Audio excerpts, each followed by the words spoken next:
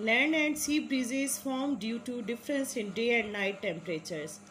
ज़मीन की हवा और समंदर की हवा दिन और रात के दर्जा हरारत में फ़र्क की वजह से बनती हैं. The same way winds are created in hilly areas due to temperature difference.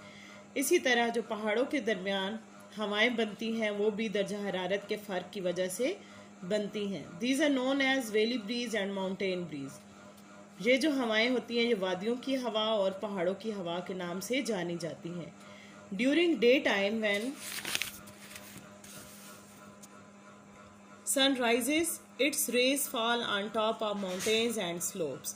दिन के वक्त जब सूरज निकलता है तो उसकी जो शुआएं होती हैं वो पहाड़ों और ढलानों पर पड़ती हैं. The air of that place becomes hot and moves upwards in the form of convectional currents.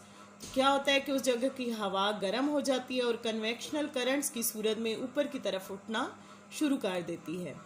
Air pressure decreases, तो हवा का जो दबाव है वो कम हो जाता है. ज़ाहिर है जब हवा गर्म होती है तो उसका प्रेशर कम हो जाता है.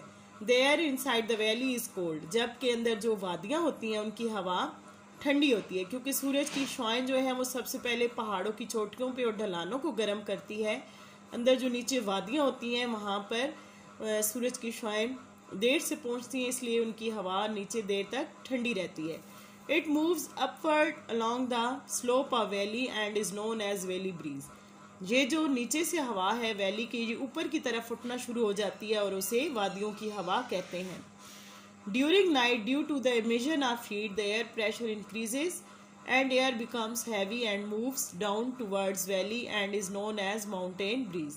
रात के वक्त जब हरारत का इखराज होता है तो हवा का जो प्रेशर है उसमें वो भी बढ़ जाता है और जो हवा होती है वो भारी हो जाती है और वो ऊपर से नीचे की तरफ आना शुरू हो जाती है. भारी होके वो नीचे की तरफ आना शुरू हो जाती है वादियों में.